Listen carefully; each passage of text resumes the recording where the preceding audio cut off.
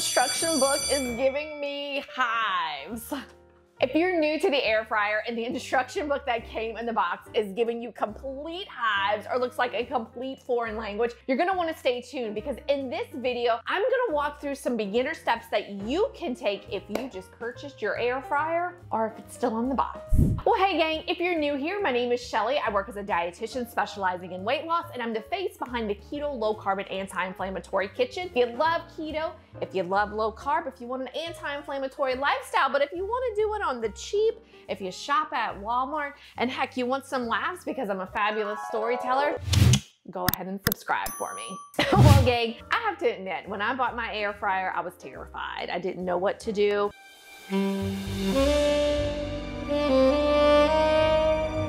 You know, I was kind of in the low carb lifestyle. I wasn't in a keto life. So the first thing I cooked in my air fryer was French fries. You're gonna wanna stay tuned because when I opened up my box, I was one of those folks who threw away the instruction book. So this guy went out the window and I kind of figured out a lot of things on my own. And I wanna share the tips and tricks that worked for me to share with you because it is a little intimidating whenever we purchase one of these things. So the first thing I want you to do, let's take it out the box, get rid of the box. We don't need the box. Don't save the box.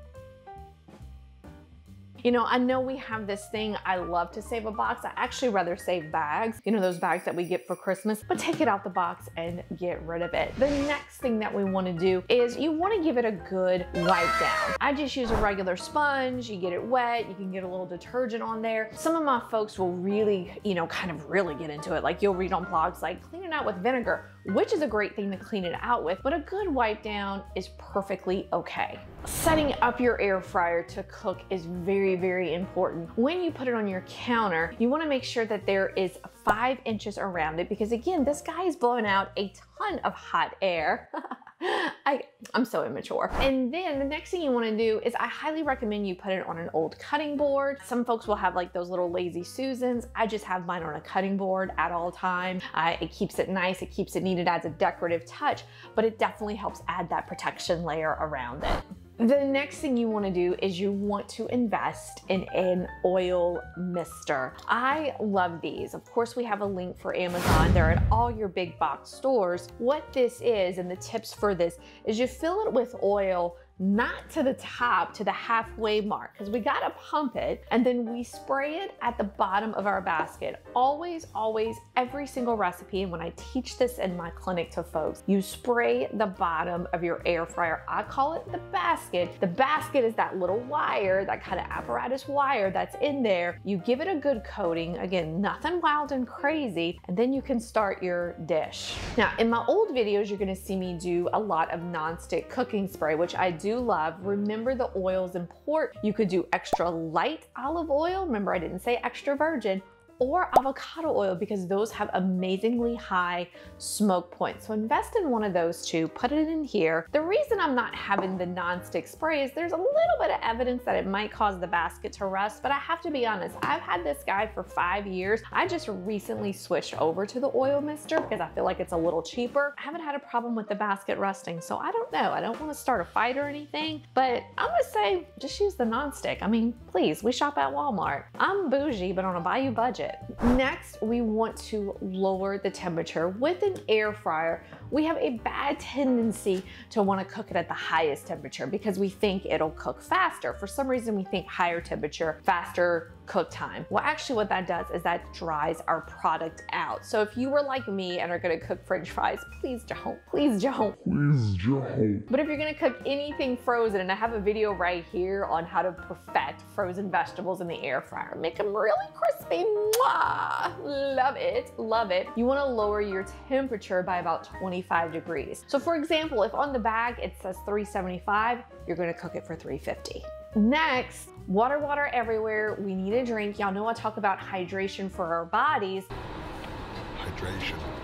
But let's talk about hydration for our air fryer. Every time we cook, because you should be cleaning this guy out every time we cook, you want to pour a little bit of oil at the bottom. Now, gang, I never did this until recently. And the reason we do that is because sometimes when we're cooking, and particularly wings, and particularly a fattier product, and in the keto kitchen, we do cook a fattier product, you want to add a little water, not a lot, about 2 tablespoons at the bottom of the basket, because what happens is that fat might drip. And if it drips on the surface and there's no water, it's going to cause something called white smoke. And then what's going to happen is you're going to throw your hands up in the air, you're going to call the fire department, you're going to dial 911, and it's going to be kind of a bad situation. They're probably going to, hose down your entire kitchen. But prevent that by throwing a little water in there, or you can invest in these. This is what I did. I invested in air fryer liners. Now, again, I have the link below. These are super cheap, and what you would do is you actually lay this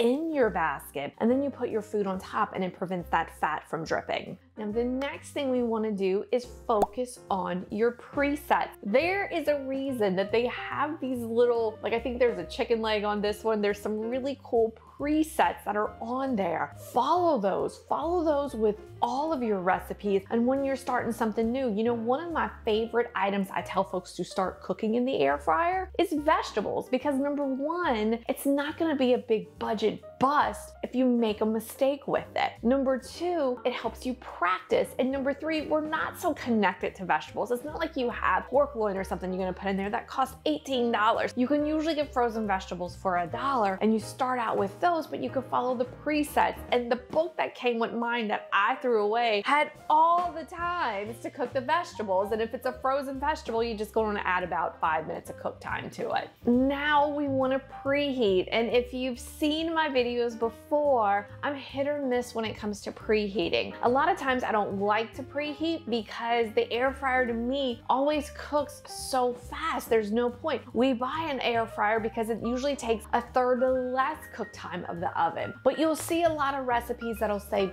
preheat your air fryer for 2 to 3 minutes. This is super safe. All you do is you have your basket, everything in there, not the air fryer liner because it'll fly up. Preheat it for 2 to 3 minutes and you can start your recipe. Now for me, this is optional. I don't always do it, but you definitely can. And the advantage is preheating your oven could be like 5 to 10 minutes. I have a really old oven. The air fryer is just really 2 to 3 minutes. So huge time saver. The next one is a struggle bus for a lot of folks, and that is we don't want to overcrowd it. So we don't want to pour and overdo like we do cereal in our bowl and we still have to put milk in it. And I know we don't eat cereal in this kitchen, but in the past we've all done it. And so what we want to do is really only fill it about halfway. Now, if it's an item that's breaded, we want to do 1 single layer. If we overfill it, the air is not going to be able to circulate, making those food items crisp.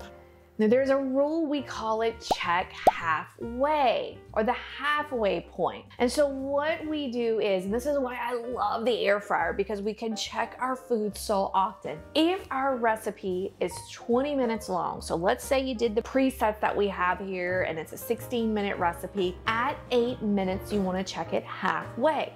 Then what you want to do is take your trusty old oil mister, spritz it on top of there so we can get that great crisp, because that's why we bought the air fryer in the beginning. Then we want to use good old tongs to remove our food. I think most of us know this. I think it's one that we don't have to tell folks, but there have been times that I put my finger in there, like it was something like shrimp, to have a little bite of it, and oops, kind of was a little hot. So use these little guys right here to remove your food. And then finally, we want to make sure we clean our air fryer properly after each use.